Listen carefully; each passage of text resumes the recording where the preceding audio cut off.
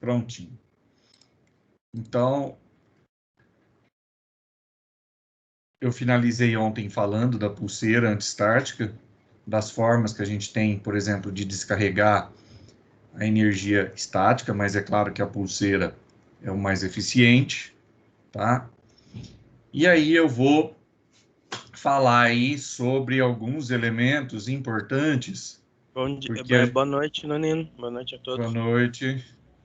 Alguns elementos importantes para a gente ligar equipamentos, para fazer as ligações nas redes elétricas, tá? O primeiro equipamento aí, né, o primeiro componente é o filtro de linha, tá? Então, um filtro de linha, ele tem a função aí de filtrar energia elétrica para alimentar equipamentos, tá? Ele é importante porque ele resolve problemas de ruídos, tá? Ruído é uma coisa que, para alguns dispositivos, principalmente dispositivos de rede, no contexto de uma rede elétrica, ele é muito prejudicial, tá? Ele é muito ruim para os dispositivos de rede e para os nossos equipamentos. Então, é importante a gente pensar em ter um filtro de linha, tá? Sempre ter aí um filtro de linha que vai trazer aí uma certa segurança para nós, tá? Também os picos de tensão, o aumento da corrente elétrica, como ele vai ter ali o filtro de linha, vai ter ali os fusíveis, ele vai estourar aquele fusível e vai parar de funcionar. Cuidado, porque filtro de linha não é também qualquer um, né? Tem alguns filtros de linha que a gente encontra aí no mercado, né? Nas barraquinhas da vida, que aquilo não passa de uma extensão, tá? Não passa de um T bonito, tá? Então, cuidado. Filtro de linha tem que ter uma série de proteções, tem que ter um contexto, uma funcionalidade mais bonitinha. Esse daqui é uma imagem mais antiga, né? Mas se a gente fosse, por exemplo, procurar aí um filtro de linha, tá? A gente encontraria aí filtros de linhas aí muito melhores, né? Filtros de linhas aí que, por exemplo, esse filtro de linha aqui, ó, ele faz uma medida aqui da tensão da tomada, tá? Ele fica acompanhando. Aqui é onde que tem o fusível, para depois, se caso vier acontecer a troca, tá? Por que que é interessante isso daqui, essa medição dessa tensão aqui? Porque a gente vê se, porventura, a tensão da nossa casa está oscilando. Então, ele vai ficar mostrando isso para nós. Ele vai ficar mostrando. Então, já é um filtro de linha profissional. Vão ter outros? Sim, claro, vão ter vários, né? Então, olha esse daqui com disjuntor, tá? Esse daqui é um filtro de linha com disjuntor, muito utilizado esse filtro de linha aqui, por exemplo, dentro do rack, dentro de um rack onde que vai ter os equipamentos de rede. Então, também é um outro exemplo aí de filtro de linha aí, tá? Então, também é um processo aí bastante interessante. Deixa eu só ver um negócio aqui.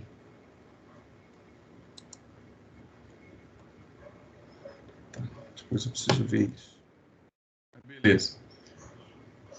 Então, né, claro, cuidado, muito cuidado aí com os filtros de linha, porque filtro de linha não é uma régua T, não, tá?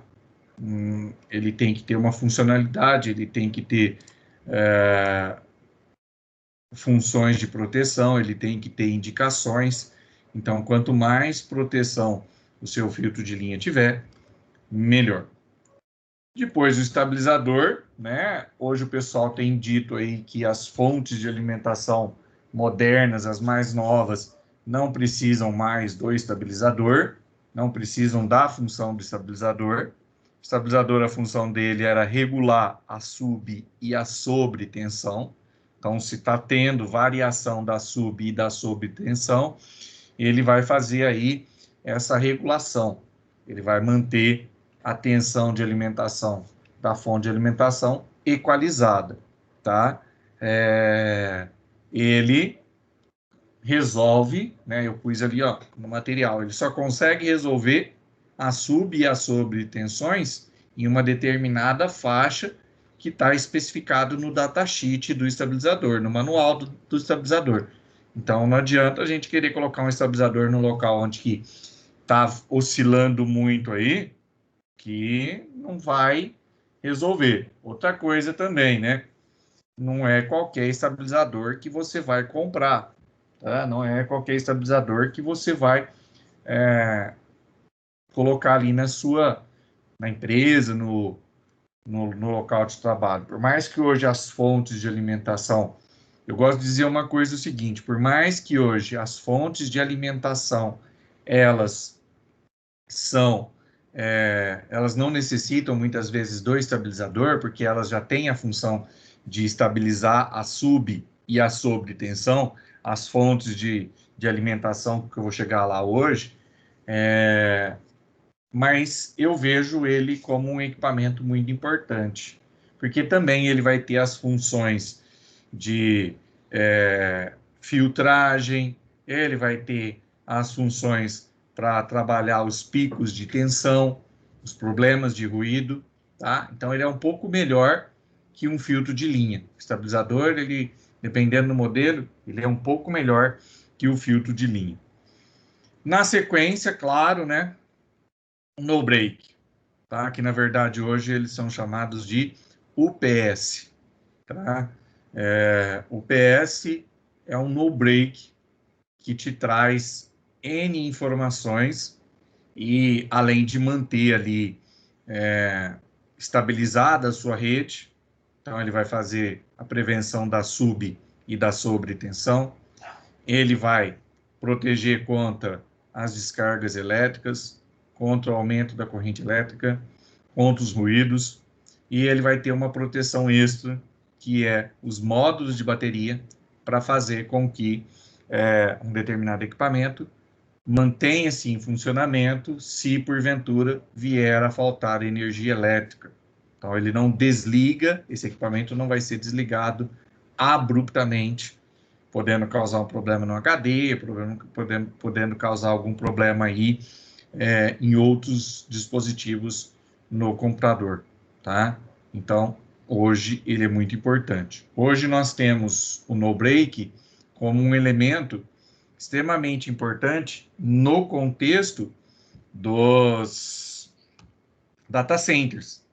Então, no contexto dos data centers, eu tenho a função do no break como uma função essencial. Por quê? Porque, por exemplo, num data center, os equipamentos eles não podem ser desligados. Eles trabalham o tempo todo, 24 horas por dia, 7 dias da semana, 365 dias no ano.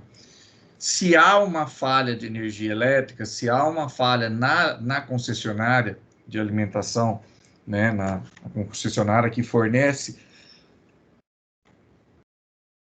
energia elétrica, o que vai acontecer?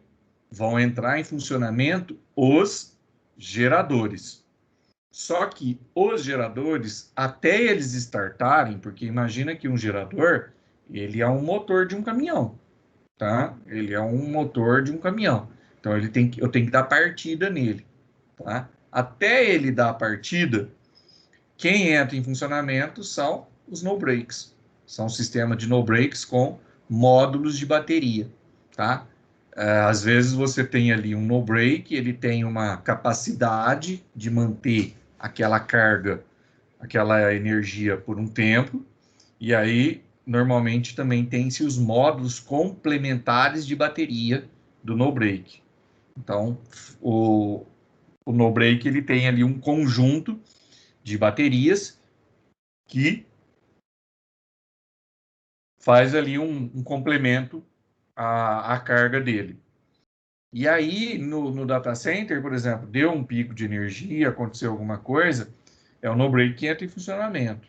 Ele entra em funcionamento até os geradores startarem, tá? Até o conjunto de gerador startar.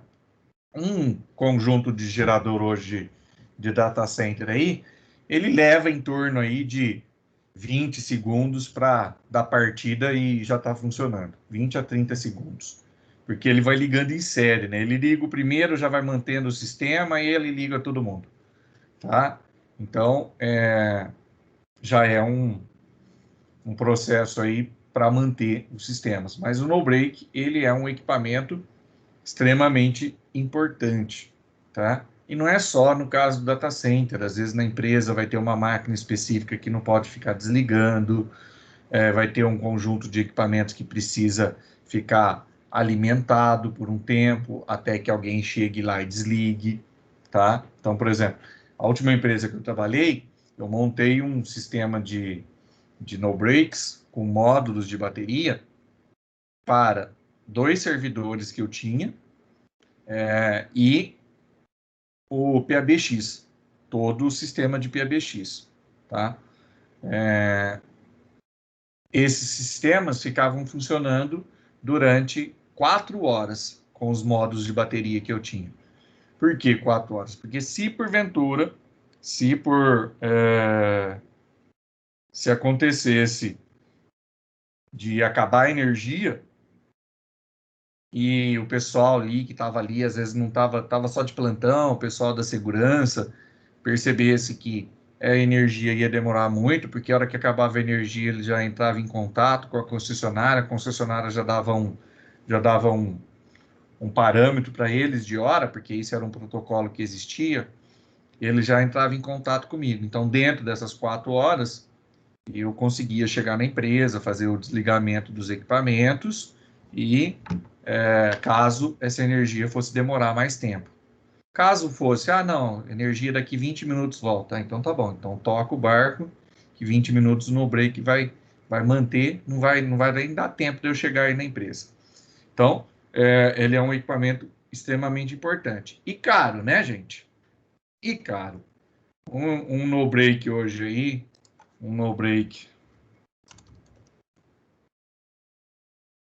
UPS, mais ou menos aqui de 1.500 VA, tá na faixa aí de R$ 1.200, mais ou menos aqui, tá? Então, mais ou menos aí, só para vocês terem uma ideia aí, ó, de 1.200, tem, lógico, tem variação de preço aí, vai variar de modelo, vai variar da carga que ele suporta, quanto tempo que ele fica, tá? Quantos módulos de bateria.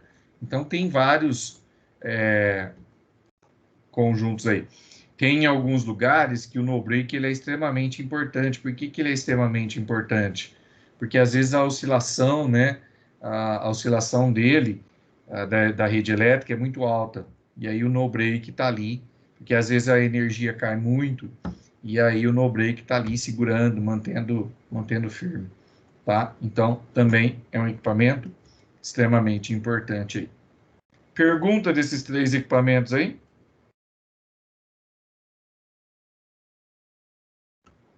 Tem uma aí no chat. Tranquilo. Tem uma no chat aqui que eu não vi, deixa eu ver. Aqui também tá tranquilo.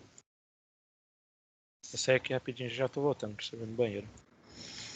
Usar mais de um filtro de linha traz algum benefício a mais? Você diria, Gabriel, um filtro de linha ligado no outro?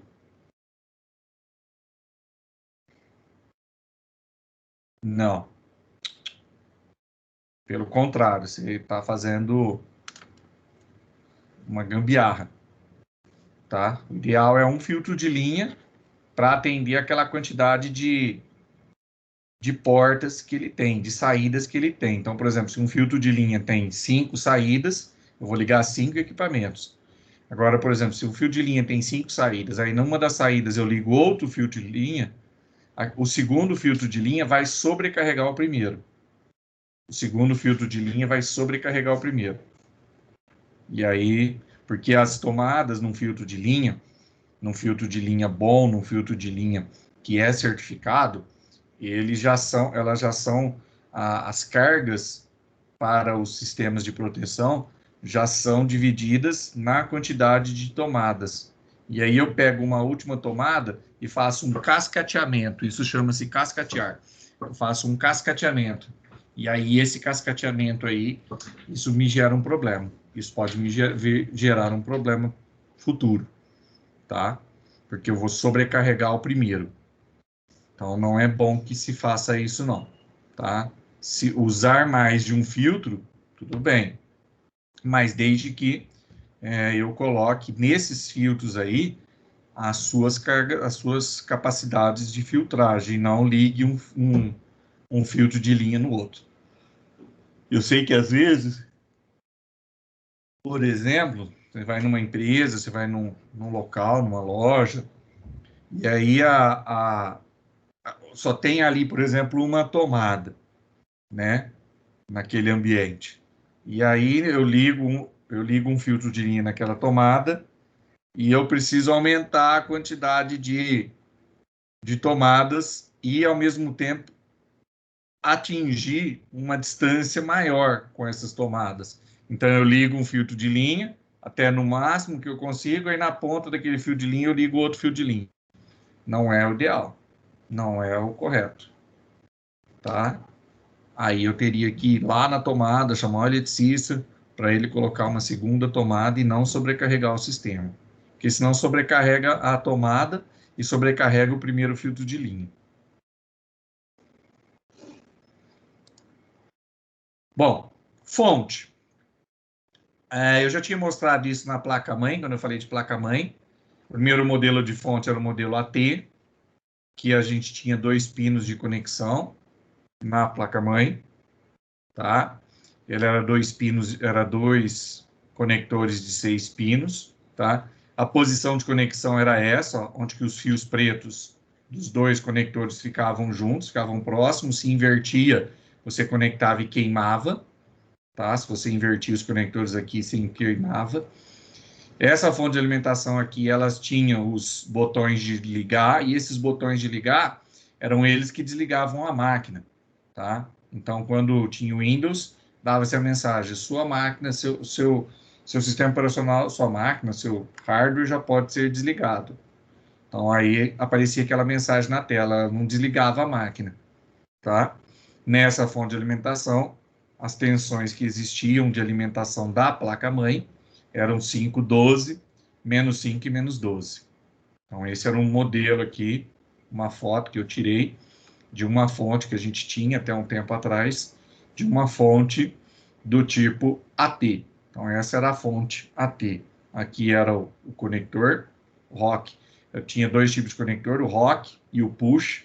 O ROC era esse daqui, o rocker era esse daqui, que era um botãozinho de ligar, e o push é o botãozinho que hoje ainda alguns computadores ainda vão ter, tá? Então, esse era o modelo de fonte do tipo AT.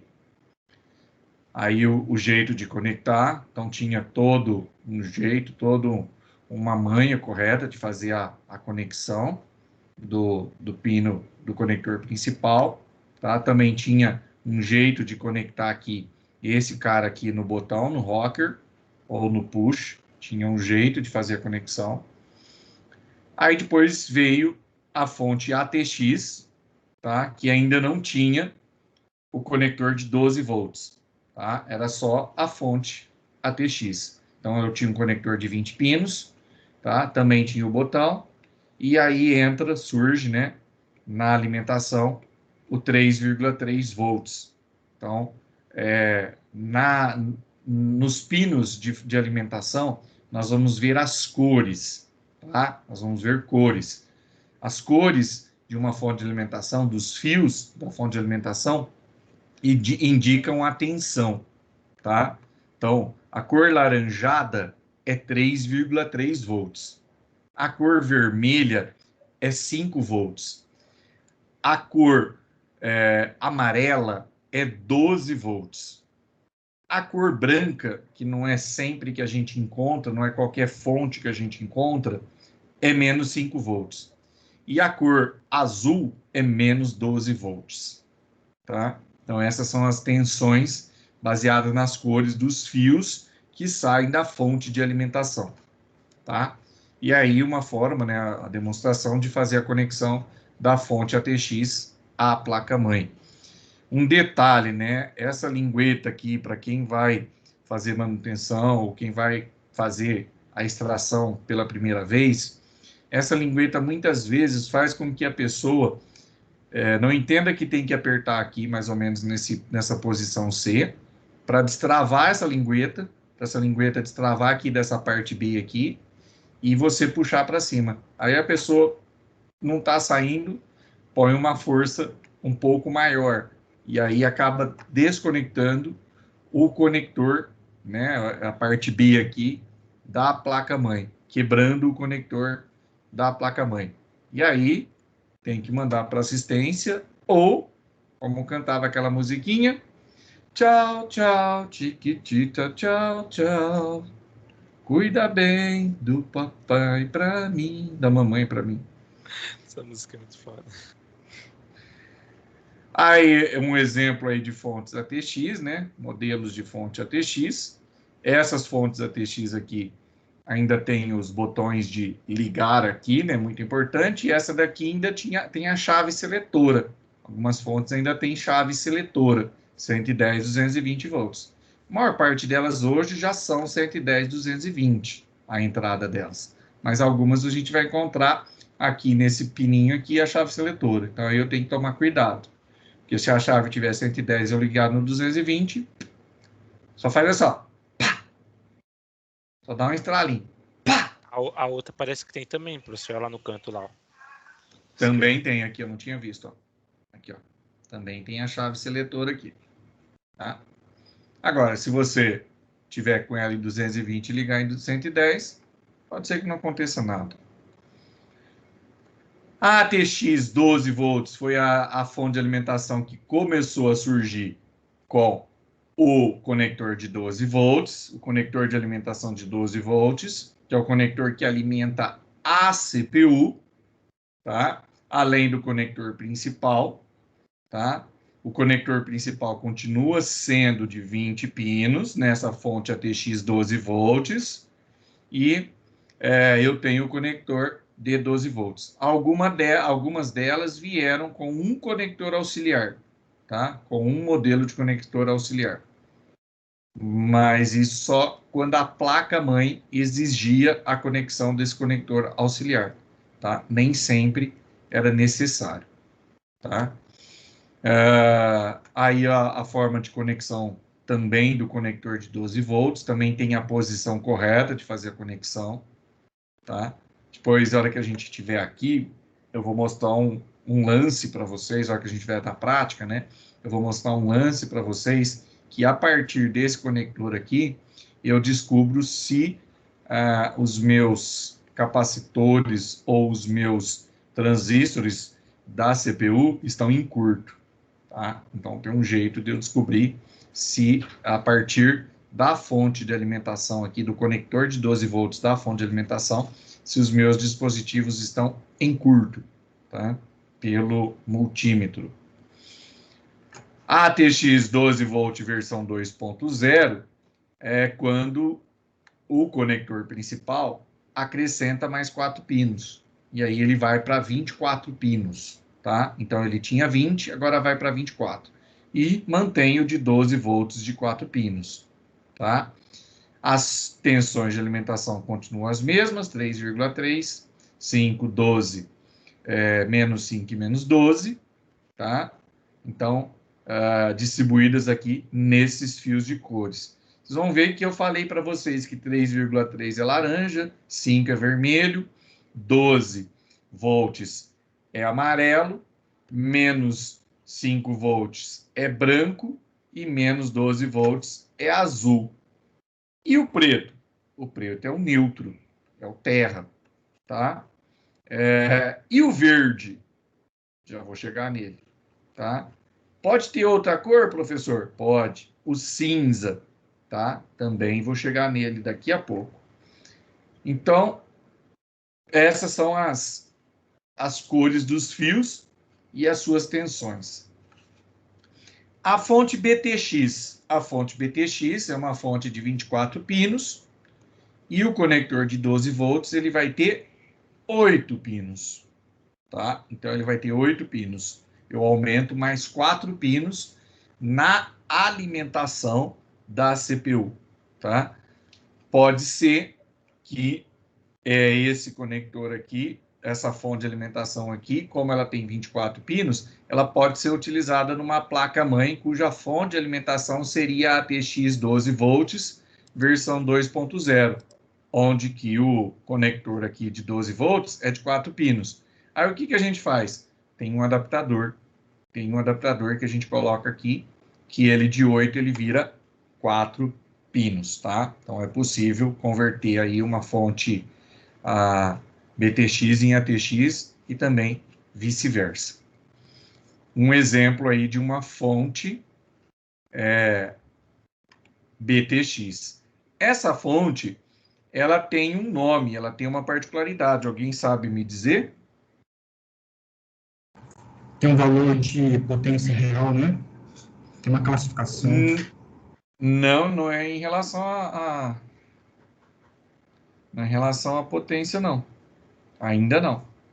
Porque, tipo, ela... Eu esqueci o nome agora. É aquelas fontes que você conecta o que vai usar só, professor.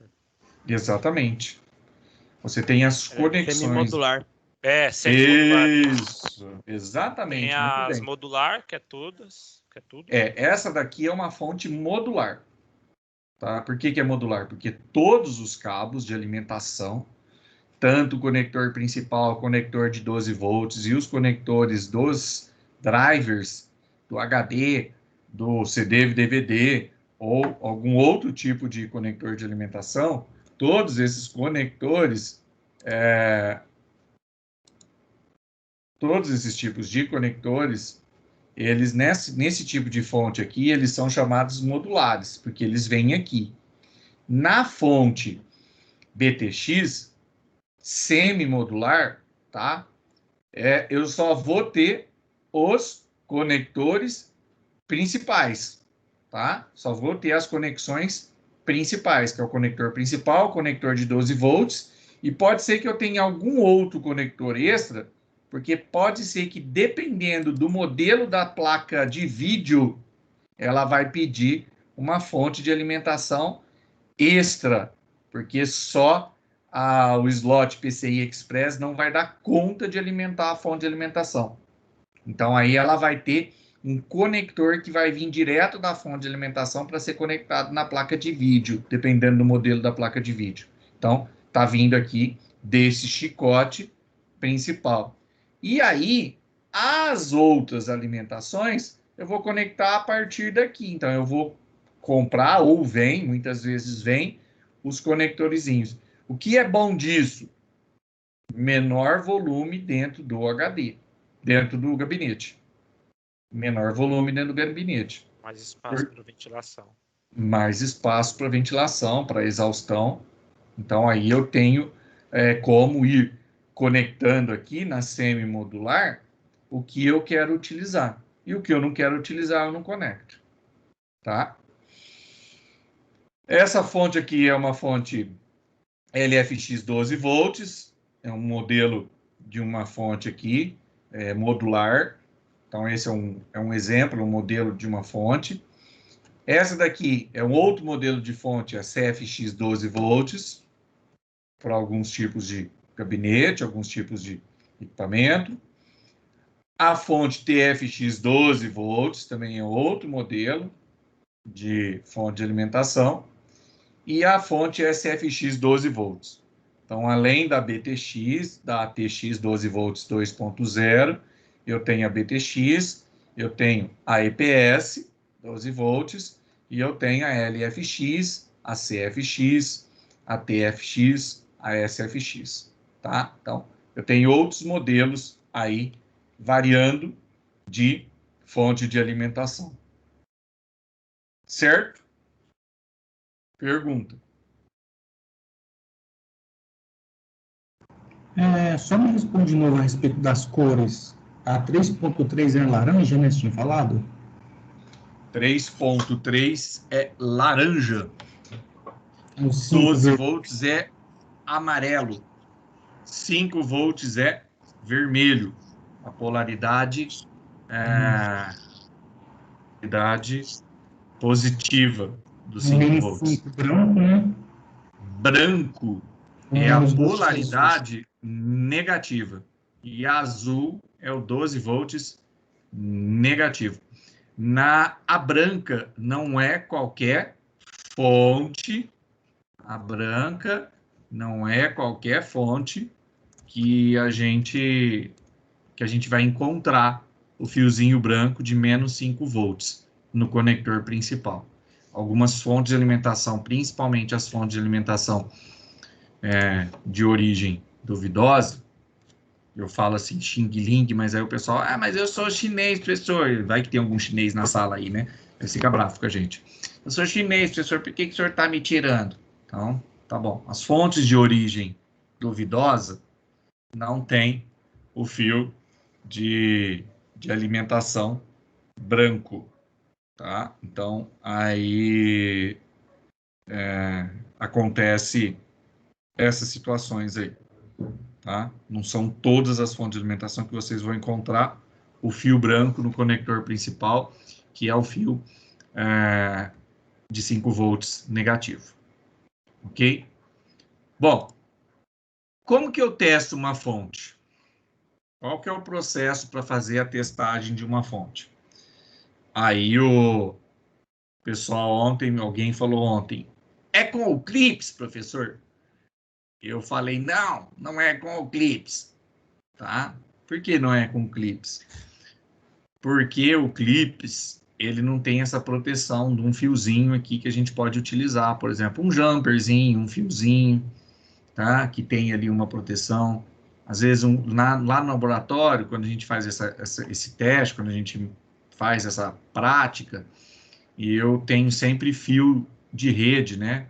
O cabo de rede, eu descasco ele, eu desencapo aquela capa colorida dele e pego os pares e a gente faz esse fiozinho aí com os pares aí, esse jumperzinho aí com os pares. Eu não indico fazer com clips. Professor, mas é 5 volts, é 12 volts, nem dá choque, nada, mas você está utilizando o multímetro, você está em contato ali com o multímetro, você está indo com a ponta de prova do multímetro, passando por cada buraquinho desse daí, e aí às vezes você sem querer encosta num fio, no araminho aí que está desencapado, e às vezes ele está num buraquinho ali próximo ali, pode dar um curto e queimar a sua fonte. Ou pode dar um curto e a fonte literalmente explodir na sua cara, tá? Então, quando eu escrevi esse material aqui, eu quis deixar muito bem claro, porque um teste errado na fonte de alimentação, ela pode explodir literalmente na sua cara, tá? E eu não quero isso, tá? Eu não quero que isso aconteça com vocês, tá bom? Eu espero que não tive nunca uma fonte de alimentação que estourou na cara de nenhum aluno meu, tá? Pelo menos no laboratório, não. Agora, fora do laboratório, eu não sei. Então, assim, não é que eu sou chato, tá?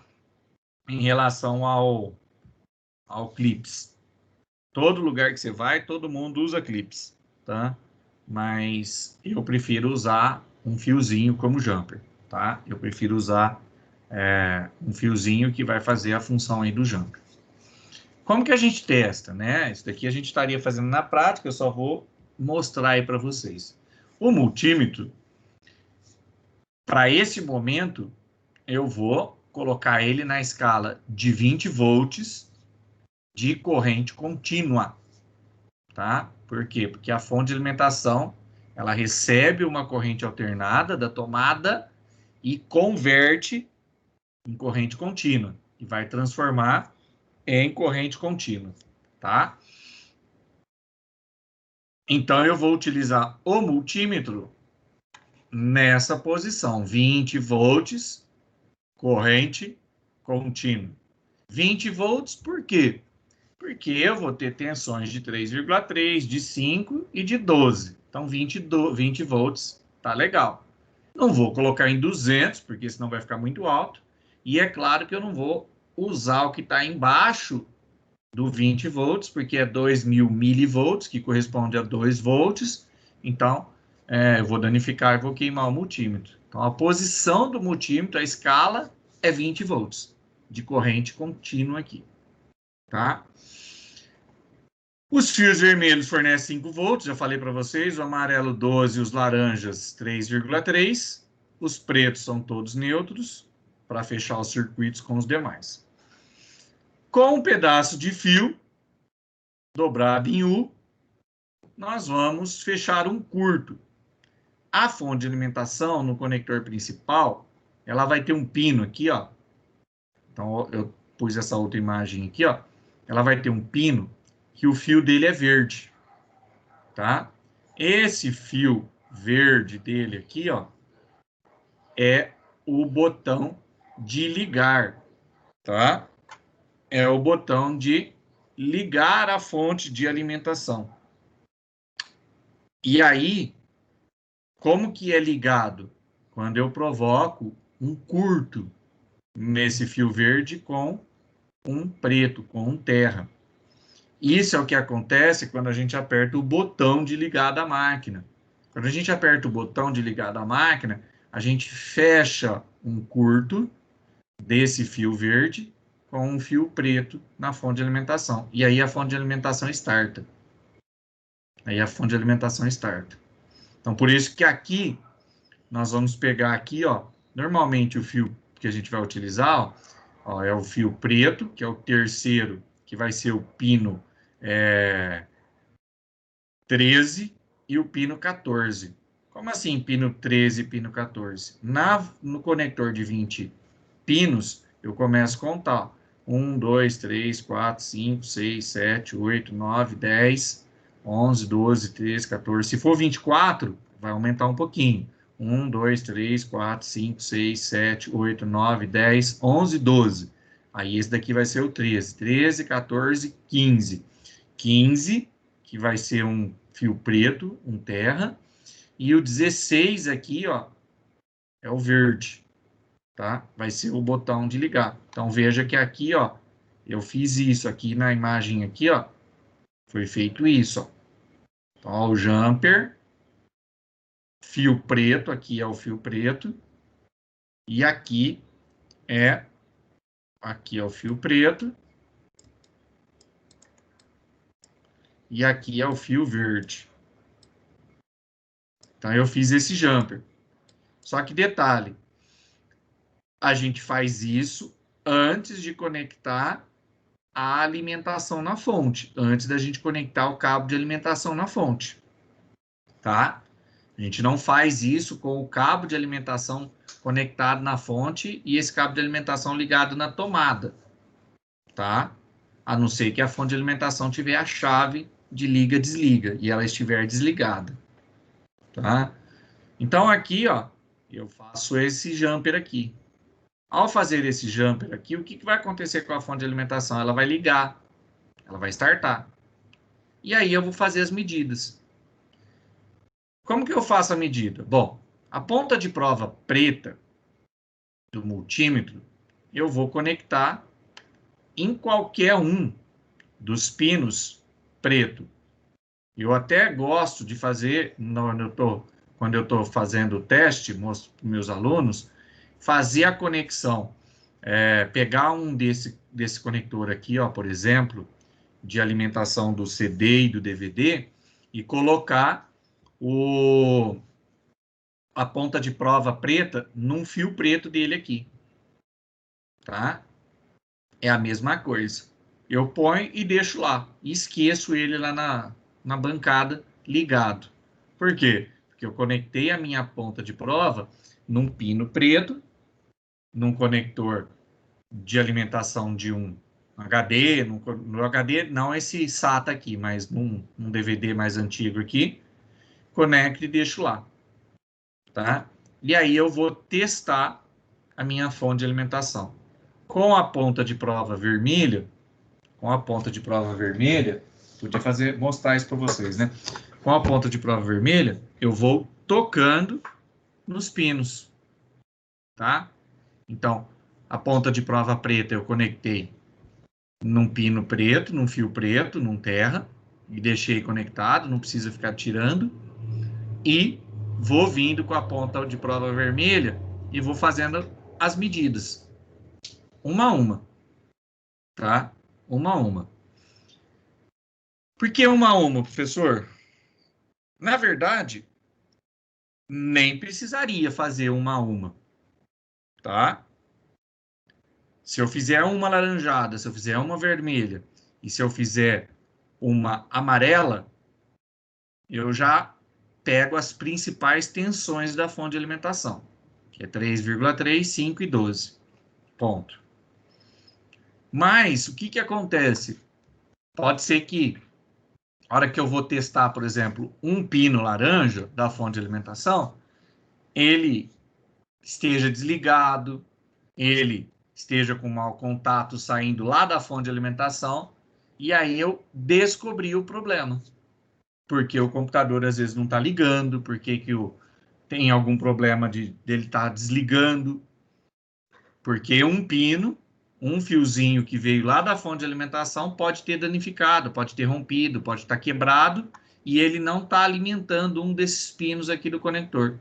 Então, por isso que a gente testa todos os pinos, tá? Então, aí eu venho testando, do pino 1 ao pino 24, a minha imagem aqui é só 20, do pino 1 ao pino 24, vou testando um a um do conector principal, ok? O laranjado, como eu disse, ele tem 3,3 volts DC, de corrente contínua, direct current, corrente contínua, tá? Então, 3,3 volts, eu vou para a tabelinha de tolerância, porque eu tenho uma tolerância, tá? Em toda a parte de tensão em corrente contínua, eu tenho uma tolerância para trabalhar.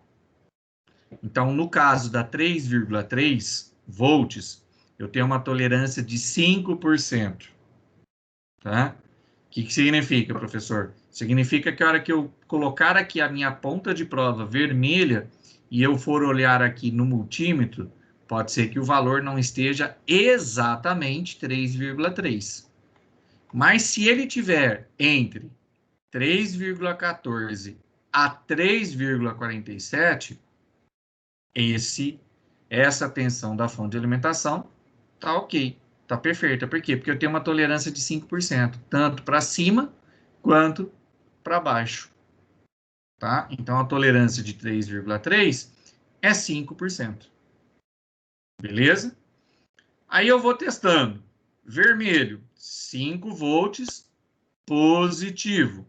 5 volts positivo, eu tenho uma tolerância de 5%. Então, esse valor de tensão pode variar de 4,75 a 5,25. Então, eu lá no multímetro, na hora que ele me apresenta o resultado, esse valor pode estar variando de 4,75 a 5,25. Vou testando. Cheguei no botão cinza.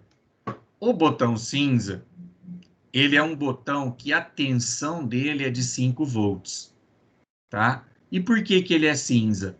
Porque ele é chamado de Power Good ou Power OK. Qual que é a função do pino cinza na fonte de alimentação? Tá? Eu mostrei aqui, tinha uma fonte de alimentação aqui, ó. Aquele aqui, ó. Ó, o cinza aqui, ó. É esse cara aqui, ó. Qual que é a função dele? Ele gerencia hoje para nós essas tensões automaticamente. A placa-mãe está gerenciando as tensões que a fonte de alimentação está mandando para ela. Se ela perceber que uma tensão dessa daqui ultrapassou a tolerância para cima ou para baixo, ela manda um sinal aqui para o Power Good e o Power Good automaticamente desliga a fonte. Tá? Então, a função do Power Good na fonte de alimentação é desligar a fonte de alimentação caso ela esteja trabalhando erroneamente, com valores diferentes. tá? Eu vou ter o roxo. O roxo também é presente na fonte de alimentação. Olha ele aqui, ó. Ele fica do lado do cinza, ó. É esse roxinho aqui, ó. Tá? O que faz o roxo? Ele é o chamado 5 volts standby. Standby. Por que standby? Porque quando eu desligo o meu computador, todos esses pinos aqui, né? Quando eu desligo lá o computador e a fonte de alimentação desliga o hardware, todos esses pinos aqui deixam de receber alimentação. Porque eu fiz um desligamento do computador automaticamente da fonte. Só que esse daqui, os 5 volts standby, continua alimentado. Por que continua alimentado esses 5 volts standby? Porque ele é o que vai alimentar a minha BIOS. É ele que vai ficar constantemente alimentando a minha BIOS. Ah, mas isso não é função da bateria?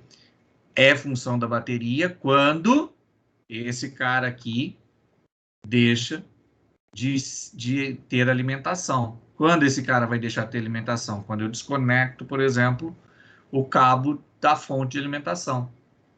E aí, esse cara aqui não vai ser alimentado, não vai passar os 5 volts para a placa-mãe, aí a placa-mãe vai buscar na bateria a alimentação do circuito. Quanto tempo dura mais ou menos uma bateria, professor? Olha, tem bateria que nós estamos pegando ali nas máquinas do laboratório, que elas estão ainda com 2,5 volts, 3 volts, e as máquinas não ficam ligadas constantemente. Tem umas que já está quase zerada, mas tem outras lá que as máquinas lá e não trocou. A gente não trocou as baterias das máquinas de manutenção.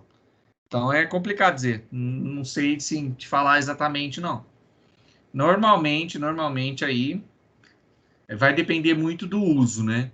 Vai depender muito do uso. Conforme eu disse, por exemplo, se a gente mantém o cabo de alimentação conectado na fonte, mesmo que o computador seja desligado, 5 volts standby está funcionando. Todos os outros. Duração. Isso. Todos os outros vão estar desligados. Só que os 5 volts standby vai estar funcionando. Tá? Vai manter a bateria em reserva. Vai manter a bateria em reserva. Tá? Entendi. A bateria só vai entrar em funcionamento quando o 5 volts standby parar de funcionar. Tá? Aí o 12 volts positivo, eu tenho uma tolerância de 5%, tá? Que varia de 11,4 a 12,6. Os 5 volts standby, a tolerância é igual a 5 volts positivo, tá? É 5% também. 3,3 menos 12, tem uma tolerância de 10%, tá? Um detalhe, para ficar bem fácil para vocês guardarem essa informação. As tolerâncias estão baseadas na polaridade. Se a polaridade é positiva, a tolerância é 5%. Se a polaridade é negativa, a tolerância é 10%. Pronto, ficou fácil de guardar. Não ficou fácil de guardar agora? Sim. Então agora ficou fácil de guardar, tá? Bom, menos 12 volts, tolerância de 10%, menos 10,8 a menos 13,2. O Power Good, né, o botão de ligar, Power Good não, o pino de ligar, esse não tem como medir, porque a gente vai estar testando a fonte, mas ele tem 5 volts, tá? Já adianto para vocês, não vai ter como medir.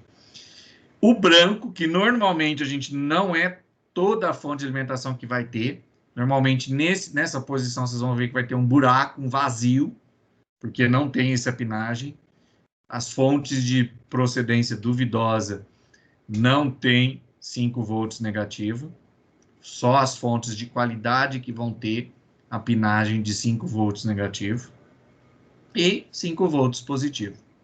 Então aí eu vou testando, tá? Eu vou fazendo esse teste pino a pino. Pergunta. Como é a sua tensão negativa aí? Com qual dos cabos eu consigo medir? Como assim? igual a polaridade positiva, você pega o preto, que é vamos dizer que é um negativo, eu meço 3,3 volts. Não, a ponta de prova preta, ela vai estar conectada num GND, ou aqui no conector principal, ou num outro conector paralelo, você vai conectar e vai esquecer ele lá. Certo? Agora, para medir o restante, eu vou medir com a ponta de prova vermelha, seja positiva ou seja negativa. O negativo, o mesmo potencial GND, eu meço os negativos. Isso, aí no multímetro vai dar lá um tracinho, né? Aqui vai aparecer um tracinho negativo aqui na medição. Tá? Beleza. Bom, aqui uma imagem aqui de alguns conectores, né? O conector EPS 12 volts de 8 pinos para conectar aqui numa placa, tá? Em alguns tipos de fonte de alimentação, quando o conector EPS de 12 volts for de 8 pinos, pode se juntar 2 pinos, pode fazer a junção de 2 pinos, tá? O conector PEG de 6 pinos, quando essa fonte de alimentação aqui, ele vai ter esses 2 pinos extras para transformar esse plug de 6 em um plug de 8, tá? Então, às vezes, vão ter placas-mães que vão precisar só o conector de 12 volts, somente de 6 pinos, tá? Ou, no caso aqui, os conectores PEG, o conector PEG, ele é muito utilizado em placa de vídeo, como eu disse para vocês. Então, eu vou ter um conector de 6 pinos específico para alimentação da placa de vídeo. É chamado de conector PEG. Tá? Perdão, eu me confundi aqui. É o sono, tá? Então, esse conector PEG aqui, esse modelo de conector, a gente não vai conseguir conectar ele, e a gente não vai conseguir conectar ele aqui no 12 volts, porque ele é diferente, tá? Mas a gente conecta ele em placas de vídeo que precisam de alimentação extra, tá? O conector de alimentação SATA, então esse já está vindo nas fontes, já começou a vir na fonte ATX 12 volts 2.0. Os plugs de alimentação para periféricos, né? Então aqui esse daqui é um plug. Lembra que eu falei que a hora que eu vou medir a fonte de alimentação, eu posso pegar a minha ponta de prova preta e vir aqui nesse conector aqui, nesse plug de periférico aqui. Tá vendo que os 2 pinos do meio aqui são neutros? Então, os 2 pinos aqui desse plug são neutros. Então, eu coloco a minha ponta de prova preta da fonte de alimentação aqui e deixo ela. Porque aí eu não preciso ficar movimentando ela. Quem eu vou movimentar é somente a ponta de prova vermelha. Tá? É somente a ponta de prova vermelha. Aqui são 2 exemplos de plugs, né? Um para HD, DVD, CD antigos e outro específico que é o de disquete, que a gente quase não utiliza mais. Tá? Tem também um equipamento, tá? Que é um testador de fonte de alimentação, tá? Que é esse cara aqui. Que aí eu não preciso do multímetro, tá? Então, eu tenho um testador de fonte de alimentação do tipo ATX. Aqui eu conecto o conector principal e eu vou ter aqui os outros tipos de conector, ó, conector de 6 pinos, ou conector de 8 pinos, ou de 4, tá? Tem os conectores, tem outros tipos de conector, olha lá, conector aqui, ó, um conector aqui de 12 volts de 4 pinos, aqui nessa posição. Ele conectou aqui, aqui tem conexão para disquete, para testar a conexão do disquete. Tem as conexões aqui que eu já mostrei, tá? E aqui eu tenho os tipos de conexão. Aqui em cima aqui é o conector SATA, tá? É a forma que eu tenho para conectar o SATA. E aí o que é legal? Esse cara aqui, a hora que ele recebe a alimentação, ele vai testar a minha fonte de alimentação e vai trazer aqui, ó, todas as tensões, todas as medidas, tá? Todas as medidas. E ele vai trazer até uma informação a mais, que esses 300 aqui, ó, 330 milissegundos. O que é esse 330 milissegundos? Esse 330 milissegundos aqui é o do pino do Power Good, tá? O que é isso? Quando a placa-mãe mandar um sinal pro Power Good, ele recebe esse sinal em um tempo de 330 milissegundos. Então, é pegar 1 segundo e dividir por 1000, né? No caso aqui, por 330 mil. Então, ele vai pegar esse tempo de resposta, o tempo de resposta é dado em milissegundos aqui a partir dessa informação aqui que esse testador, que é o Power Supply Tester, testa uma fonte de alimentação. O que isso tem a ver, professor? Cada fonte de alimentação vai ter um valor específico aí para tratar esse botão do Power Good, tá? Esse tempo de resposta do Power Good. É importante entender isso, por quê? Porque esse tempo de resposta do Power Good também determina a proteção da fonte de alimentação e a proteção do circuito, claro. Primeiro a proteção da placa-mãe, por quê? Porque se ele leva 330 milissegundos para desligar, quando ele receber um sinal, quando ele receber um pulso, pode ser que seja um tempo bom ou pode ser que seja um tempo ruim. Vai ter que ser analisado isso no datasheet daquele modelo de fonte de alimentação, daquele tipo de fonte de alimentação, tá? Não tem como eu dizer se 330 é bom ou ruim. Eu tenho que basear no datasheet daquela fonte de alimentação. E para eu me basear no datasheet daquela fonte de alimentação, eu tenho que ver qual que é o parâmetro, qual que é o valor médio do Power Good daquela fonte de alimentação. Por quê? Porque se esse valor estiver muito alterado, se esse valor aqui estiver muito alterado, também eu tenho um problema na minha fonte de alimentação. Pode ser que os valores de tensão estejam todos corretos, só que esse valor aqui do Power Good alterou. E aí o que eu tenho? Eu tenho uma fonte de alimentação que a hora que eu precisar aplicar um conceito de segurança nela, um contexto de segurança nela, porque ela vai precisar ser desligada por um sinal da placa-mãe, esse tempo vai estar muito acima daquilo que é o correto. Tá? Então, o Power Good, ele recebe um sinal, e esse sinal, para ele receber e fazer o processo de desligamento da fonte, exige um tempo. Tá? Então, esse tempo tem que estar dentro do tempo da fonte de alimentação. Por isso que esse equipamento aqui, o Power Test aqui, ele faz esse teste também. Tá? Então, esse também é um exemplo.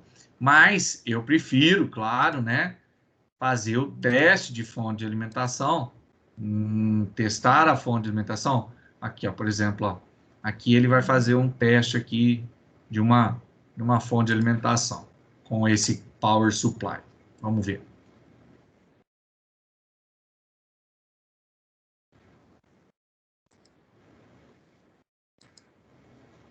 Tá sem som, professor. Eu vou ativar aqui.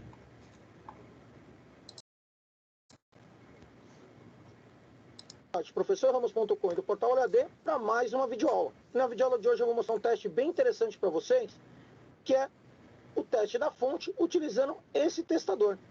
Um testador especificamente desenvolvido para fazer teste em fonte ATX 24 pinos. Vamos lá? Lembrando, se você não tem o equipamento e não quer investir, você pode utilizar um multímetro. Eu ensino isso numa outra videoaula. Você tem um link aí em cima nos cards e embaixo na descrição do vídeo.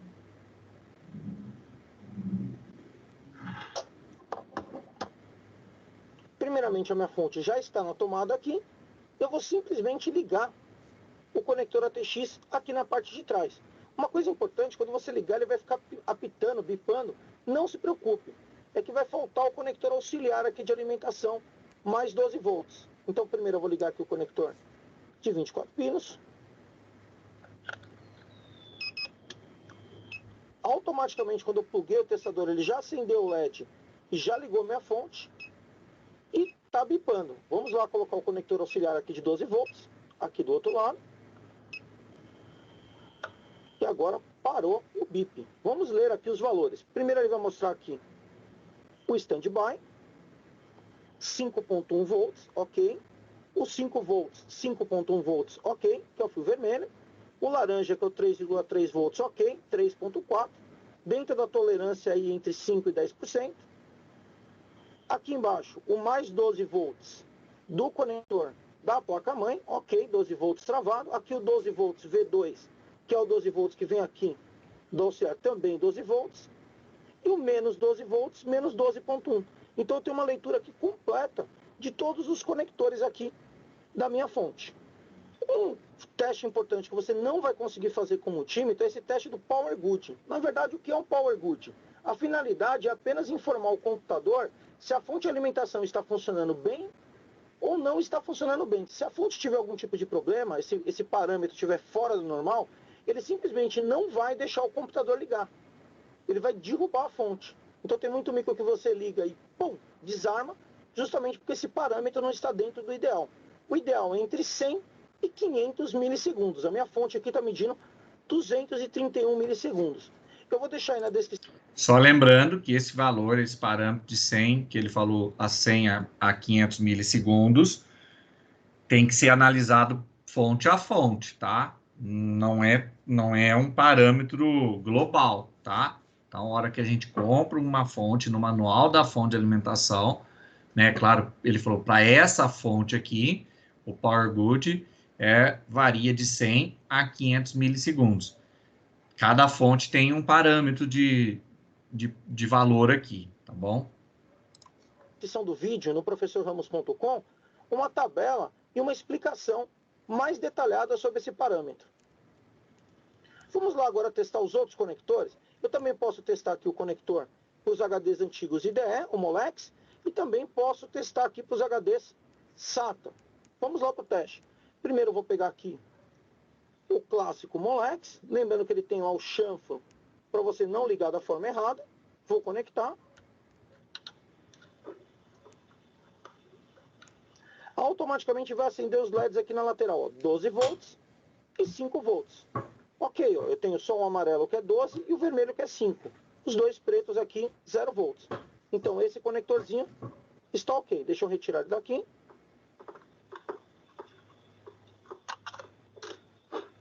E vamos agora fazer o teste do conector SATA. Vou pegar aqui o conector SATA e vou plugar aqui nessa extremidade. Quando eu conectei o SATA aqui, vai acender as luzes para mim.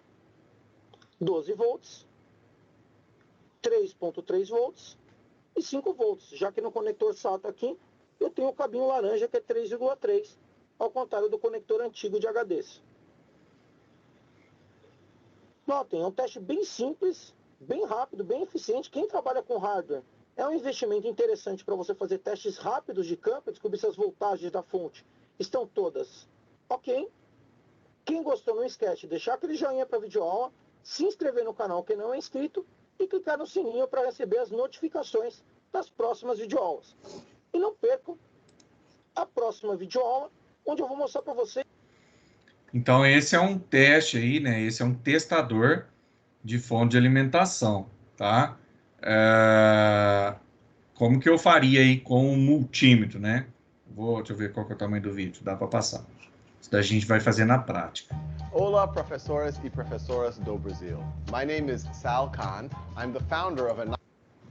Bom, pessoal, aqui é Leandro Ramos do site professorramos.com e do portal OLED para mais uma videoaula básica de hardware.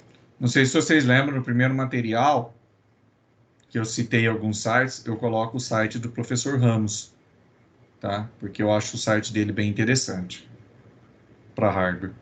E nessa videoaula eu quero mostrar para vocês como testar uma fonte ATX utilizando o multímetro. É um teste bem simples para quem é técnico em informática, bem prático, um teste comum. Lembrando que para você ter as medidas ideais, o ideal era essa fonte estar em carga. Mas vamos fazer o teste com a fonte desconectada, por exemplo, se você está desconfiado que essa fonte não está apresentando alguma voltagem adequada aqui nos fios. Lembrando que tem uma tabela onde cada fio da fonte vai ter uma respectiva voltagem. Por exemplo, o amarelo é 12 volts, o preto é 0, o vermelho é 5, o laranja é 3,3 volts, o azul é menos 12 e assim por diante. Conforme eu for passando a aula aqui, vai aparecer uma tabela aí na lateral com as respectivas voltagens. Eu estou com uma fonte aqui para uso em desktop empresarial, é uma fonte certificada de 250 watts, para esses gabinetes pequenos, slim, que são usados nas empresas, mas o teste pode ser realizado em qualquer fonte. Eu vou primeiramente aqui conectar o cabo de força aqui na fonte.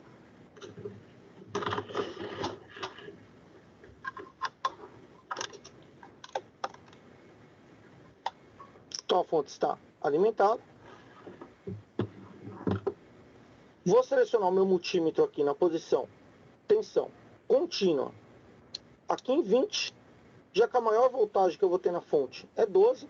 Se você ainda não assistiu a videoaula de como usar o multímetro para técnica informática, você encontra essa videoaula tanto nos cards na parte superior, quanto no link na descrição do vídeo.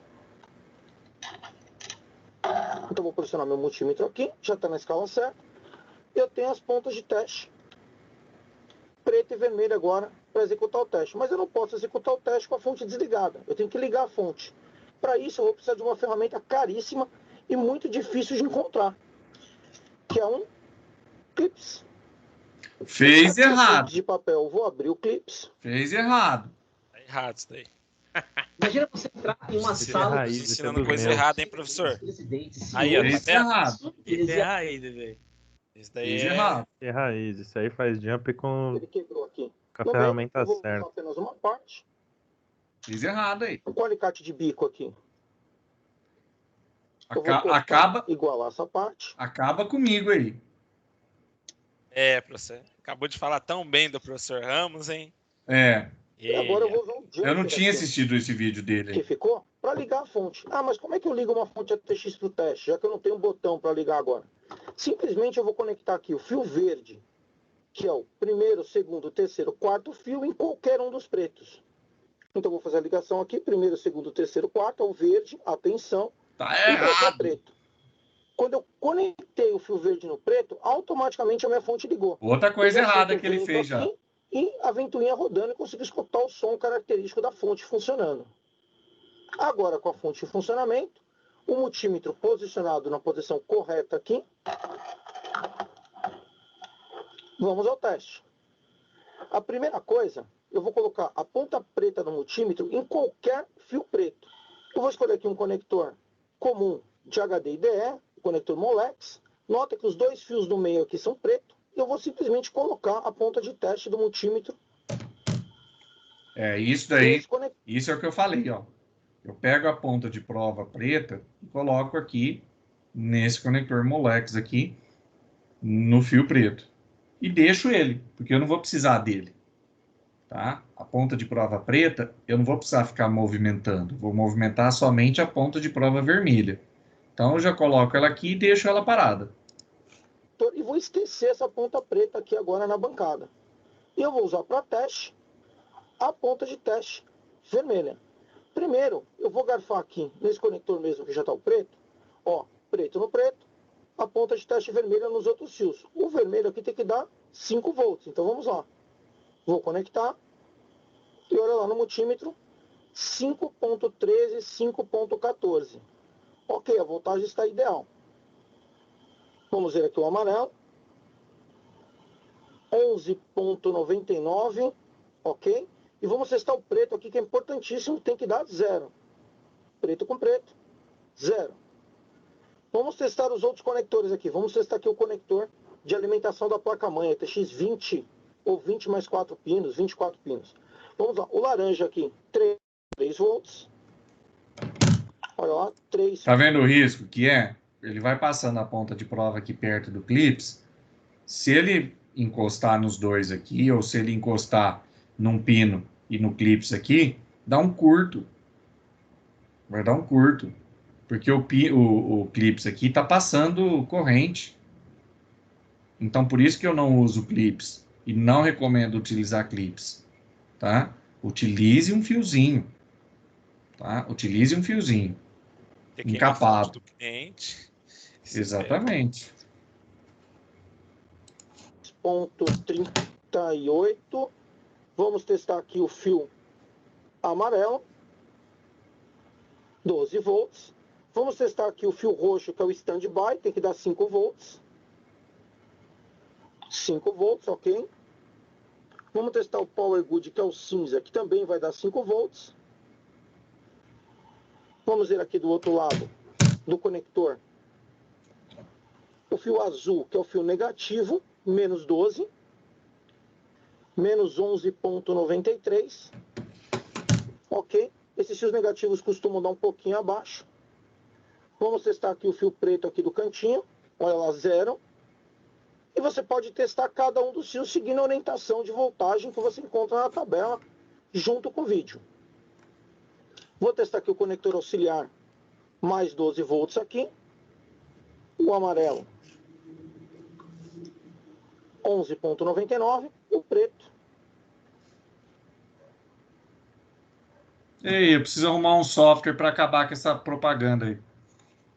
O Nossa, ADBlock já o basta, YouTube você. tá chato com isso aí, hein, de propaganda. Meu Eu Deus. tava com a ADBlock, só que o ADBlock tava furando. Tinha alguns vídeos que tava furando, aí eu desinstalei. 0. Ah, comigo tá Vamos testar tranquilo. o conector Eu mais tô delicado usando aqui o pra você Opera ver, por exemplo, o GX. conector de alimentação SATA. Tô Não vendo dá, mais porque nenhuma. os fios são muito delicados aqui, os contatos, para você colocar ponto de teste aqui. Então você pode fazer o teste aqui pela parte onde você vê a conexão do fio. Olha, o amarelo. Olha lá, 11,98. O preto, nada. O vermelho, 5. O preto, nada. E o laranja, 3,3.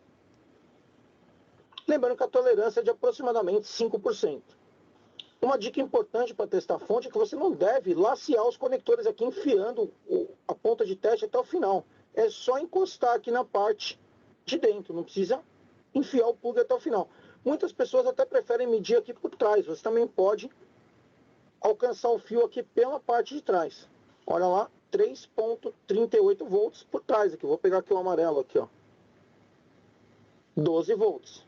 Bom, isso aí é um teste bem simples para você saber se a sua fonte está ou não está ok e a voltagem dos respectivos fios da fonte. Lembrando de assistir a videoaula do multímetro lá no site professorramos.com. Na próxima videoaula, vamos aprender a trabalhar com esse testador de fonte aqui, Xing Ling, um testador bem interessante onde você vai plugar a fonte e ele vai mostrar as voltagens. Pronto. Então é isso aí. Então esse é o teste da fonte aí, tá? Esse é o teste que a gente utiliza aí para a fonte, certo? Perguntas?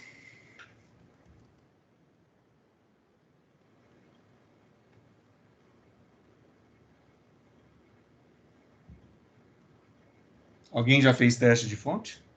Não. Não. Nunca Com fiz. clipes já. Já também comigo não explodiu nenhum. Tá bom, ué. Com clipes. O Fábio e o Rafael com clipes e não explodiu. Tá bom, beleza. Não. Eu É. tenho uma Vai chavinha ver quando explodir, vai ver quando explodir. Só Oi, no fiozinho. Só no Uma fiozinho. chavinha já, um improviso de chave com fio. Ah, tá certo. E o Rafael ia falar? Não, aqui é raiz, velho. Aqui vai no clips mesmo. Tá certo. A raiz, a mulher vai chegar, vai estar o Rafael lá assim, ó. Grudadinho. Não, aí não grudar não gruda não, mas ela explode, ela pode explodir. Bom, então é isso.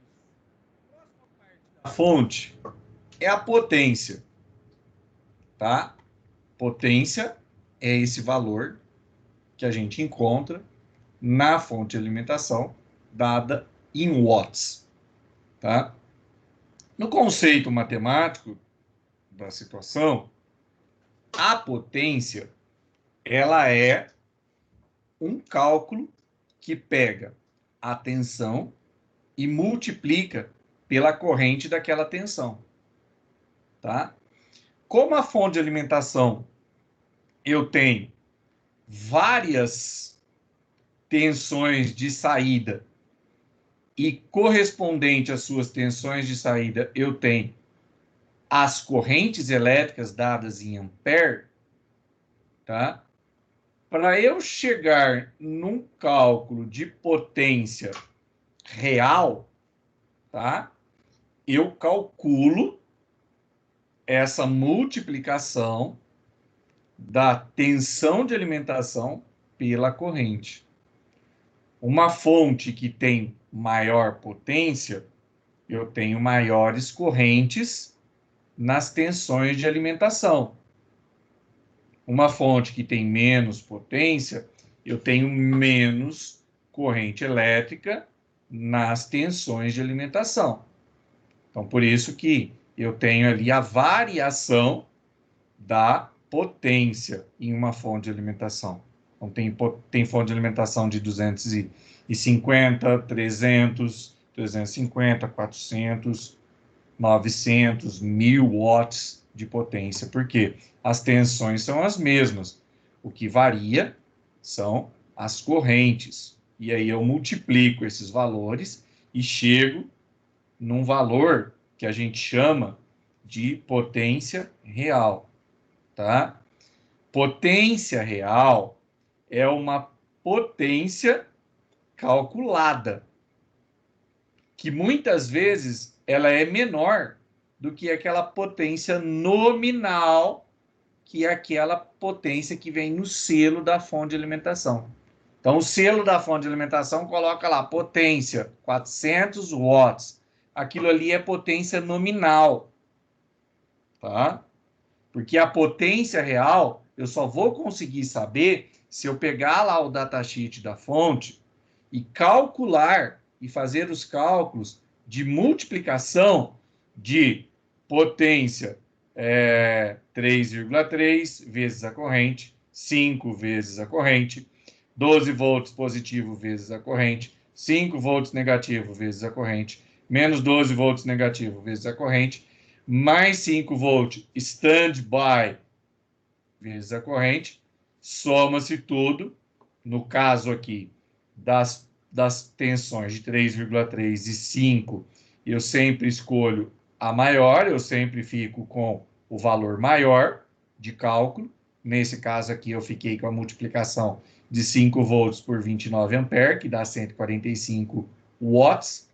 Então, nesses dois casos aqui, eu sempre escolho a potência maior, e aí eu somo esses valores. Então, por exemplo, aqui, nesse exemplo, eu multipliquei todos.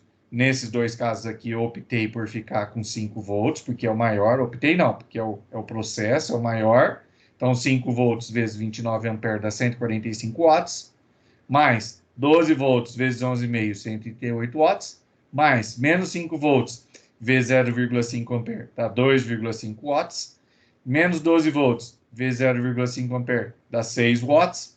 Mais 5 volts vezes 1,5 ampere, dá 7,5. Soma-se tudo, tá? Soma tudo, dá 299 watts.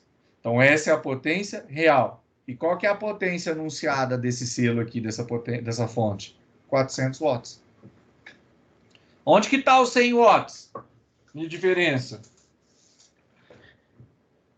Uma fonte de alimentação, quando ela é testada nas melhores condições possíveis. Por isso que, nas melhores condições possíveis de teste, ela chegou a essa potência de 400 watts. Então, ela foi submetida a testes em laboratório, com toda a segurança, com todo o aparato, com toda a tecnologia, milimetricamente aumentando essa potência até chegar na potência máxima, que a gente chama de potência nominal. Uma fonte de alimentação vai poder trabalhar com a sua potência de 400 watts, sua potência nominal constante? Não.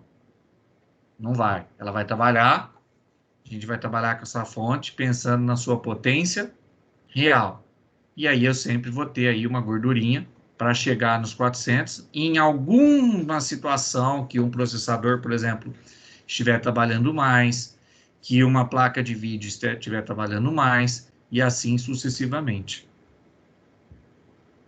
Tá? Então, eu sempre calculo a potência da fonte, primeiro pegando a potência real. Só vou conseguir com o datasheet. E nem com a etiqueta, tá, gente? Porque tem fonte de alimentação que a etiqueta é horrível. Não dá para você pegar todos os valores. Aí eu vou ter que ter um manualzinho. E pensar a diferença que eu tenho daquilo que é calculado, que é a potência real, daquilo que é potência nominal, que foi uma potência que, segundo eles, foi testado e chegou nesse determinado valor. Tá? Bom, o que eu posso fazer? Ó, outro exemplo aqui, ó, de fonte de alimentação. Ó. Olha essa fonte de alimentação aqui. Ó. Fez-se os cálculos, ó. Fez-se os cálculos, chegou-se a uma potência de 581 watts aqui para esse conjunto, mais para esse conjunto aqui 18,5, uma potência de 600 watts. Ele está dizendo que a potência calculada aqui, que é a potência real, é parecida com a potência nominal que está aqui na fonte. E isso a gente só vai saber baseado numa determinada informação, que é essa daqui, ó. O selo de eficiência. Tá? Toda a fonte de alimentação hoje, ela tem que vir com um selo de eficiência. Senão é fonte de origem duvidosa. Não vou fazer igual o professor Ramos falou. Xing-ling. Não. É de origem duvidosa. Tá? Então, esse selo diz o quê? O que diz esse selo? É a eficiência mínima da fonte. Então, toda fonte de alimentação, no mínimo, ele tem que ter uma eficiência de 80%. O que é a eficiência de 80%? Eficiência de 80% é eu pegar aqui os 400 watts, 80% de 400 watts seria 320. Então, eu teria que ter uma eficiência mínima se essa fonte aqui, o selo dela fosse 80+, que é o mais comum, que é o básico de todas, tá? O básico de todas aqui é o 80+, branca, né? que é branca. Então, a eficiência dela é 80%. Aí eu vou para bronze. O selo é bronze. Vem escrito, tá, pessoal? Vem escrito aqui o bronzezinho aqui. É bronze, 82% de eficiência. A silver, 85%. A gold, 87%. A platino, 89%. E a titânio, 90%. O selo é 80+. Mas a eficiência aqui vai ser baseado na informação aqui de cor aqui. Tá? Então, o mínimo, uma fonte tem que dar 80% de garantia, de certificação, de eficiência mínima. Mas, no máximo, também ela não vai chegar a 100%. Nunca ela vai chegar a 100%. O máximo que ela vai chegar é 90%. Mesmo porque a gente tem que pensar que a gente está trabalhando com tensões de alimentação e essas tensões têm tolerâncias, né? Como eu mostrei lá para vocês na hora que a gente faz o teste. Tá? Bom, como que eu calculo? E aí agora que vai entrar um conhecimento para vocês. Como que eu calculo para saber qual fonte de alimentação é ideal para o meu hardware? Lembra que eu falei na aula que na semana passada, se vocês fizeram o projeto do hardware, eu falei, espera porque fonte de alimentação eu vou trazer um conhecimento importante. Eu montei o hardware, tá? Então eu escolhi o processador, escolhi a placa de vídeo, escolhi as memórias, escolhi vários componentes que vão fazer parte ali do meu hardware. Só que eu não escolhi a fonte de alimentação. Por quê? Porque a fonte de alimentação eu tenho que colocar no papel, eu tenho que calcular. E como que eu calculo?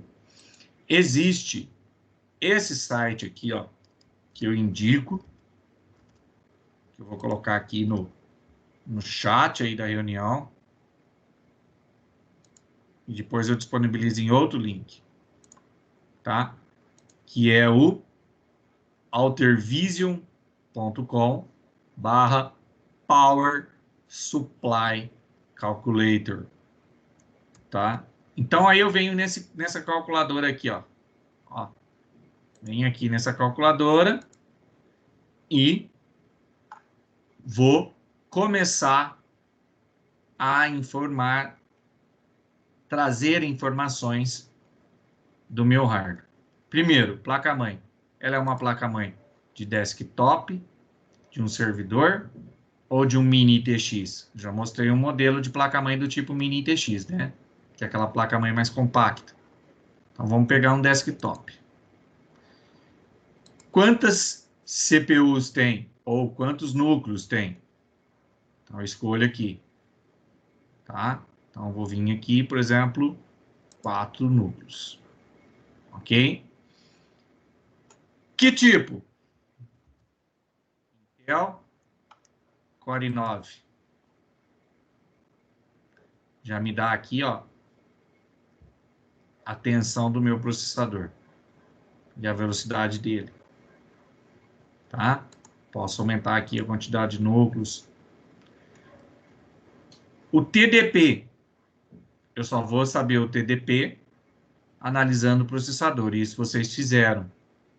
Lá no Versus, ele traz o TDP. Normalmente, TDP está em torno de 90%, mas pode ser que mude para processador a processador. Essa informação nós já vimos lá quando a gente estudou processador. Lembra disso? Correto? Sim. Memória. Quanto de memória eu tenho? Então, por exemplo, eu tenho lá 2 módulos de memória DDR4 de 16 GB. Beleza. Placa de vídeo, AMD ou NVIDIA? Vou escolher a placa de vídeo. Vou pegar aqui uma NVIDIA, vou pegar uma qualquer aqui, tá? Beleza, já escolhi. Tem uma segunda placa de vídeo? Pode ser que eu tenha 2 placas de vídeo. Offboard. Armazenamento, o que que eu tenho? Eu tenho um SATA de 7.200 rotações, um SATA de 10.000 rotações, um SATA de 5.4 rotações, ou é IDE, ou é SCSI, ou é SSD, tá? Ou é híbrido. Então, vou escolher aqui, por exemplo, um SATA de 10K. SATA de 10K. Ótico, tem alguma coisa? Tem CD, DVD, um Blu-ray? Vou pôr um Blu-ray aqui. Acho bonita essa palavra, Blu-ray. Tá? PCI Express, tá? Os cartões PCI Express, as conexões PCI Express. Quais que eu tenho aqui? Tá? O que eu tenho aqui? Então, por exemplo, eu vou ter aqui um controlador SATA RAID, um controlador de TV. Os PCI cards, também vou escolher aqui o que eu tenho. Então, vou colocar um aqui, só para colocar aqui, ó.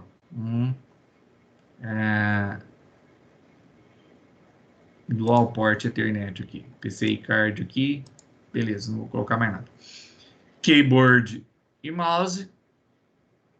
Venho para cá. Outros dispositivos. Então, eu tenho lá, por exemplo, USB 3.0. Quantas USB 3.0? 2. Quantas USB 2.0? 2. Tudo isso eu encontrei no manual da placa-mãe. Lembra disso. Eu tenho lá um fan controller ou um fan controller com LCD, que é aqueles LEDs piscantes. Então, eu escolho aqui. Eu tenho lá no meu gabinete uma fita de LED, né? De 6 LEDs, de 15 LEDs, de 30 LED. Escolho lá o que eu tenho. Lá no meu Case Mode, por exemplo. Coolers. Tem um cooler de 92 milímetros, um air cooler, que é o do processador. E posso ter um outro modelo, sei lá, um outro de 120, por exemplo, que é o meu exaustor do gabinete. Ou eu tenho um liquid cooler, tá aqui. Vou ter aqui, ó, monitor. Ah, mas por que o monitor, professor? Porque dependendo da fonte, pode ser que você ligue o monitor na fonte. Pode ser que a fonte tenha uma entrada para você conectar direto ao monitor, tá? Não é sempre que isso tem, mas se for, você escolhe aqui um tipo de monitor aqui, se for um LED, um LCD, você escolhe aqui o modelo, tá? Quantas horas você utiliza seu computador por dia? 4 horas, 8 horas, 16 horas, ou ele fica o tempo todo ligado, certo? Esse computador, quanto que você joga, quanto que você faz edição de vídeo, quanto que você faz renderização de imagem, então você escolhe aqui. E aí você vem aqui, ó, Calculator. Ele está me dizendo que para esse modelo que eu escolhi, para essa configuração que eu escolhi, eu vou ter que ter uma fonte de alimentação cuja potência nominal dela seja em torno de 961 watts. 961 watts. Tá? Ele até me dá o valor aqui mais ou menos aproximado, só que dá o valor em dólar. E até dá um modelo aqui, ó, de fonte de alimentação aqui da Thermaltake, tá? Olha lá, ele me dá um modelo cujo selo é 80 Plus Gold. Então, 80 Plus Gold é o selo ouro, 87% de eficiência. Então, ele já me dá aqui, ó. Olha que legal, cara. Olha que chique. Então, esse site, eu consigo fazer um cálculo que é bem real, mas bem real mesmo, de um cálculo de potência de fonte de alimentação. Tá? Então, calcular a potência da fonte de alimentação é extremamente importante. Pergunta.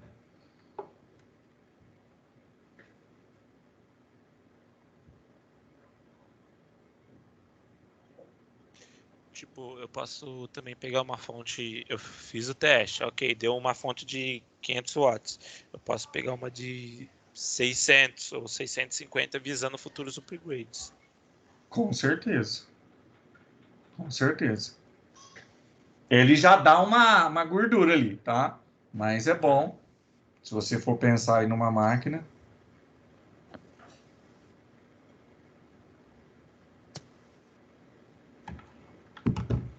Tá? Então, esse é o site aí. Bom, problema de uma fonte defeituosa. Qual que é o problema que uma fonte defeituosa causa? Travamento. Tá? Ela vai travar o computador. Então, o computador está travando? Primeiro teste que você pode fazer é testar a fonte. O computador está dando reset aleatório, está resetando aleatório? Fonte de alimentação. O computador está dando aqueles erros de tela azul, que é o erro de GPF, o erro de falha de proteção geral? Pode ter certeza que pode, uma das situações a ser analisada é a fonte de alimentação. Tá? E o pior, que eu acho, é o bad block. O que é o bad block? É você, num determinado cluster, ter um estrago naquele cluster, tá?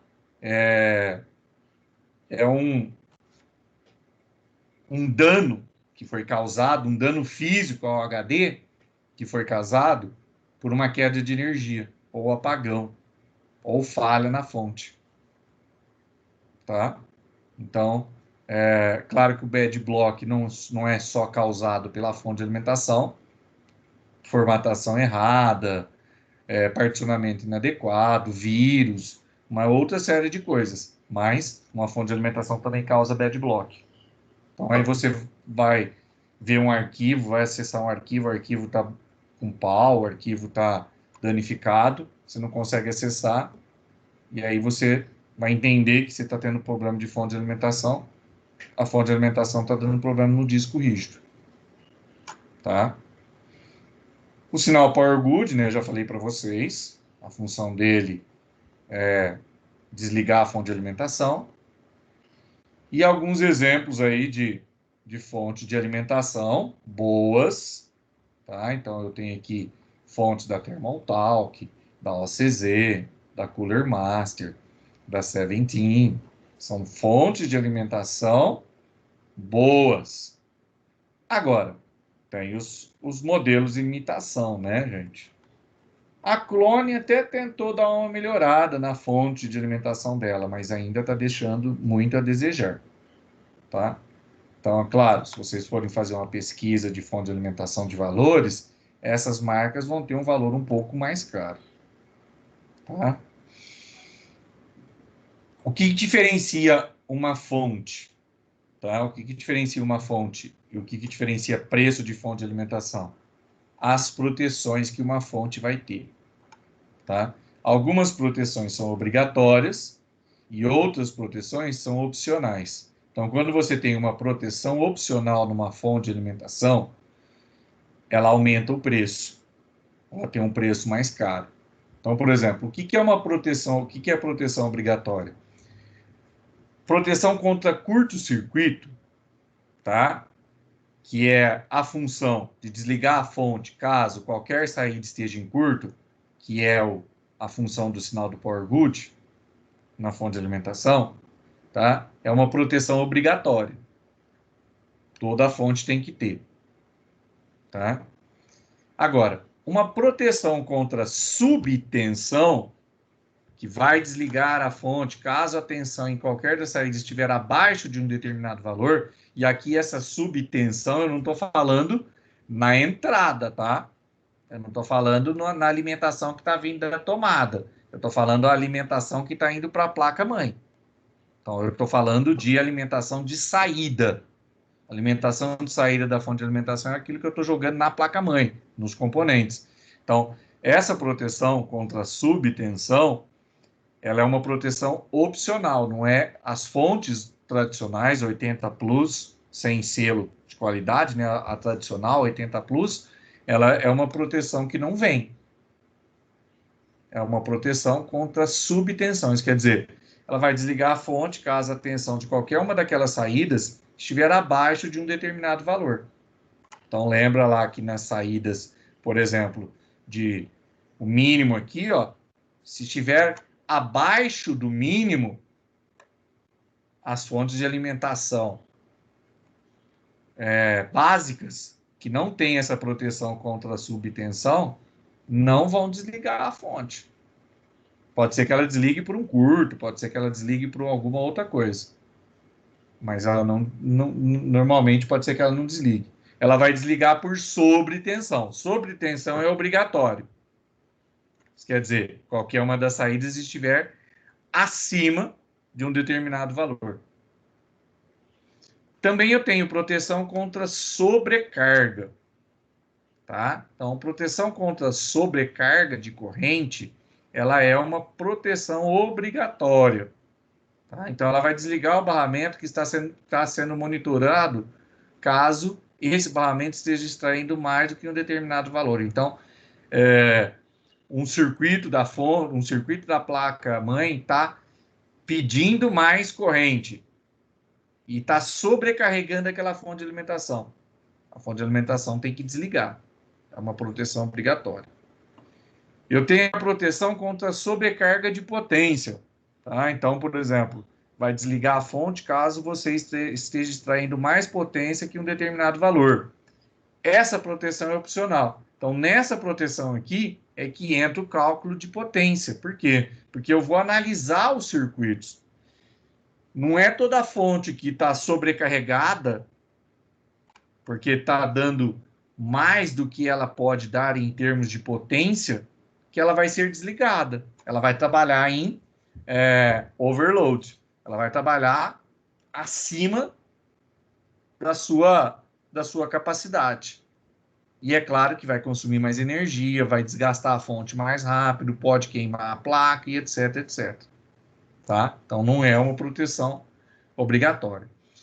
A proteção contra superaquecimento, ela vai desligar a fonte caso a temperatura interna atinja um determinado valor. Também não é obrigatório para as fontes comuns, mas as fontes mais invocadas, as fontes melhores, principalmente as fontes cujo selo 80 Plus chegue no limite, chegue no máximo lá dos 90%, ela vai ser uma proteção não opcional, ela vai ser uma proteção obrigatória. Então aí, eu já mostrei os selos de eficiência. Então as fontes de alimentação, eu vou ter essas proteções, tá? Eu vou ter essas proteções. Eu coloquei aqui, ó, eu peguei esse material, nada aqui, com um texto aqui meio esquisito. Então, essas são as proteções obrigatórias e as proteções opcionais. É claro que cada vez que eu mexo na qualidade de uma fonte de alimentação, eu tenho ali proteções melhores. Uma fonte de alimentação que tem todas essas proteções, todas essas 6 proteções, é uma fonte de alimentação top, tá? Os selos, eu já falei. E aí, né, claro, isso daqui é mais por informação mesmo, na prática, fazer conexão errada, né? Conectar um conector de forma invertida, né? Fazer uma conexão de alimentação errada. Hoje é muito difícil isso acontecer, por quê? Porque os conectores hoje já têm os seus formatos certinho, né? Então não tem como a pessoa fazer uma conexão errada. Mas pode acontecer, né? A gente não duvida de nada aí no mundo, tá? Aí eu já falei dos gabinetes, mas no material aí tem mais essa informação um pouquinho sobre gabinete, principalmente em relação a calor, tá? Então, os gabinetes aí sempre utilizar os mini torres, porque os slims, eles aumentam aí de 10 a 20 graus a temperatura interna. Sempre pensar aí nos ventiladores ou nos exaustores. Veja que esse gabinete aqui, ó, há um sistema de exaustão. Por quê? Porque eu tenho um exaustor aqui, eu tenho um cooler aqui. Detalhe, o cooler, ele tem uma setinha indicativa, quer ver? Eu tenho uma setinha no cooler indicativa, aqui não dá para ver na foto, que indica o fluxo do ar. Então, se eu posicionar, eu tenho que saber exatamente como que eu vou posicionar. Então, num circuito, num gabinete desse daqui, por exemplo, que eu quero fazer com que o ar entre, passe e saia, aqui, esse cooler, a setinha vai estar apontando para dentro. Esses 2 coolers aqui, que vão fazer exaustão, as setinhas vão estar apontando para fora. Então, vai ser um processo aqui de passagem do ar, tá? Alguns gabinetes já vêm com exaustor, né? Outros a gente monta, né? A gente tem como montar para diminuir esse calor interno aí dentro de um gabinete. Os exaustores podem vir com esse tipo de conector, que é o conector que já é próprio para conectar na placa-mãe. Na placa-mãe já tem ali os conectores. É lógico que sempre eu vou conectar o CPU fan, o processador, e o que sobrar, o que tiver ali disponível, por exemplo, pode ser o chassis fan, o power fan, o system fan, que são conectores de alimentação específico ali do exaustor, do cooler, conectados na placa-mãe. Mas também eu tenho alguns coolers que a gente pode conectar diretamente na fonte. A única diferença do que conecta na placa-mãe e do que conecta na fonte é que o que conecta na placa-mãe é gerenciável. Tá? É o mesmo modelo de cooler. A diferença é que a placa-mãe gerencia. Quando ela precisa, que ela percebe que a temperatura do sistema ou a temperatura do cooler, claro, do cooler é é conexão direta no CPU fan, não tem jeito. Mas quando ela percebe que o sistema, os dispositivos estão mais quentes, ela faz com que esses coolers trabalhem mais quando eles estão conectados nela. Enquanto que da fonte de alimentação, a fonte de alimentação manda alimentação constante para esses coolers. Então, esses coolers trabalham com velocidade constante. Tá? Então, aí, como conectar os coolers. E aí, eu acabei esse material que eu vou disponibilizar para vocês. Pergunta.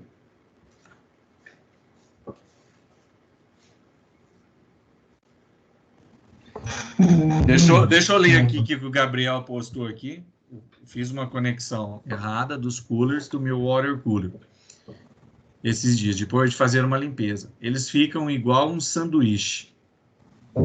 Cooler mais radiador mais cooler. Um cooler estava girando para um lado e o outro ao contrário. Eles estavam brigando um com o outro. Entendi. E a temperatura? Como que ficou a temperatura disso? Só forçou os motores? Então, menos mal. O Fábio ia falar alguma coisa, Fábio? Fala aí, cara.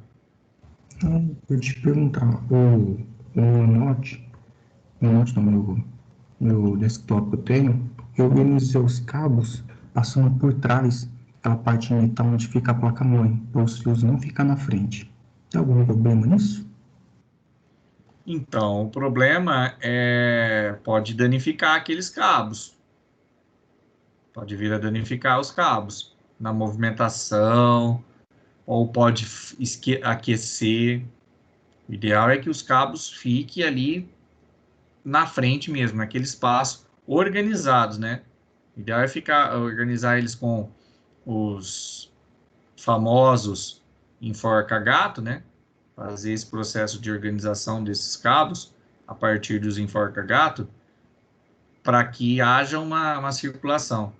E eu não indicaria passar esses cabos ali nesse espaço que existe entre a traseira da placa-mãe e a tampa do gabinete externo, tá? Eu não indicaria, não. Entendi. Em time que tá mexendo, a gente evita mexer, mas um ar ali dá para jogar. Tá? Ô, Sebastião, um ar dá para jogar aí.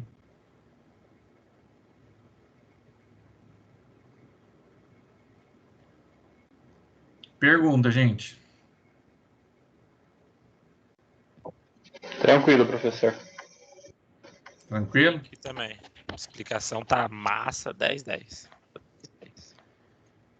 Então, bom, na semana que vem a gente fala sobre isso. Na semana que vem a gente vai abrir aquelas configurações e nós vamos fazer os cálculos de potência de fonte para aquelas configurações que vocês escolheram. Certo? Para que a gente possa determinar corretamente qual modelo de fonte, qual selo, tá? E tudo mais.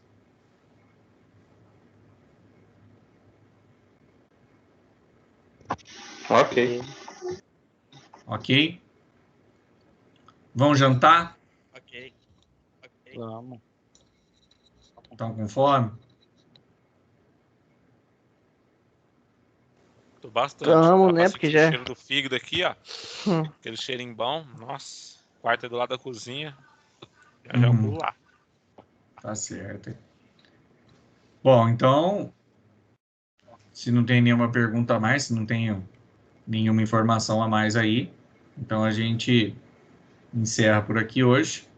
E agora eu vejo vocês na semana que vem.